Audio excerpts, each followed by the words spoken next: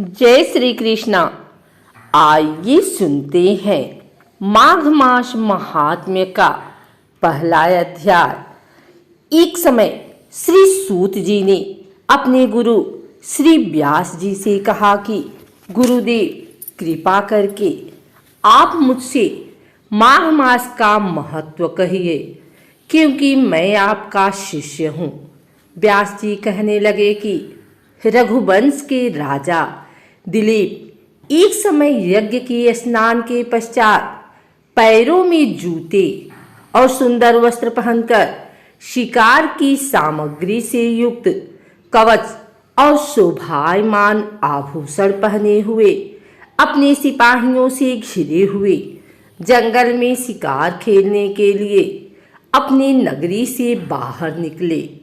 उनके सिपाही जंगल में शिकार के लिए मृग, व्याघ्र, सिंह आदि जंतुओं की तलाश में इधर उधर फिरने लगे। उस वन में वनस्थली अत्यंत शोभा को प्राप्त हो रही थी। कहीं कहीं मृगों के झुंड फिरते थे, कहीं गीदड़ अपना भयंकर शब्द कर रहे थे, कहीं गैंडों का समूह हाथियों के समान फिर रहा था, कहीं वृक्षों के कोटरे में बैठे हुए उल्लू अपना भयानक शब्द कर रहे थे, कहीं सिंहों के पदचिन्हों के साथ घायल मृगों के रक्त से भूमि लाल हो रही थी, कहीं दूध से भरी थनों वाली सुंदर भैंसें फिर रही थी, कहीं पर सुगंधित पुष्प, हरी भरी लताएं वन की शोभा को बढ़ा रही थी। कहीं बड़े बड़े पेड़ खड़े थे तो कहीं पर उन पेड़ों पर बड़े बड़े अजगर और उनकी केचुलियां भी पड़ी हुई थी। उसी समय राजा के सिपाहियों के बाजे की आवाज सुनकर एक मृग वन में से निकलकर भागने लगा और बड़ी बड़ी चौकड़ियां भरता हुआ आगे बढ़ा। राजा ने उसके पीछे अपना घोड़ा दौड़ाया, परंतु मृग पूरी शक्ति से भागने लगा। मृग कांटेदार वृक्षों के एक जंगल में घुसा और राजा ने भी उसके पीछे वन में प्रवेश किया, परंतु दूर जाकर मृग राजा की दृष्टि से ओझल होकर निकल गया। राजा निर्जन वन में अपने सैनिकों सहित प्यास के मारे अति दुखी हो गया। दोपहर के समय अधिक मार्ग चलने से सैनिक थक गए और घोड़े रुक गए। कुछ देर बाद राजा ने एक बड़ा भारी सुंदर सरोवर देखा, जिसके किनारे पर घने वृक्ष थे। इसका जल सज्जनों के हृदय के समान स्वच्छ और पवित्र था। सरोवर का जल लहरों से बड़ा सुंदर लगता था। जल में अनेक प्रकार के जल जंतु, मछलियां आदि स्वच्छंदता से इधर उधर फिर रही थी। दुष्टों के समान निर्दयी चित्त वाले मगरमच्छ भी थे। किसी किसी जगह लोभी के समान सिमाल भी पड़ी हुई थी। जैसे विपत्ति में पड़े हुए लोगों को दुखों को हरने वाले दानी पुरुष के समान यह सरोवर अपने जल से सबको सुखी करता था।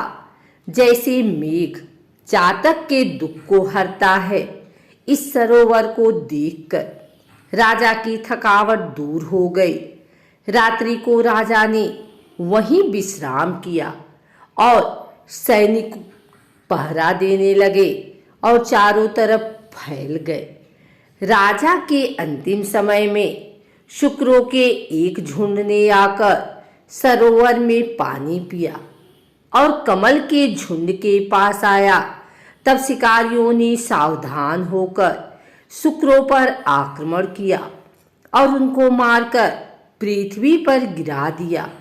उस समय सब शिकारी कोलाहल करते हुए बड़ी प्रसन्नता के साथ राजा के पास गए और राजा प्रभात हुआ देखकर उनके साथ ही अपनी नगरी की तरफ चल पड़ा, जिसका शरीर तपस्या और नियमों के कारण बिल्कुल सूख गया था, जो मृगछाला और वल्कल पहने हुए था और नख, रोम तथा केश धारण किए हुए था।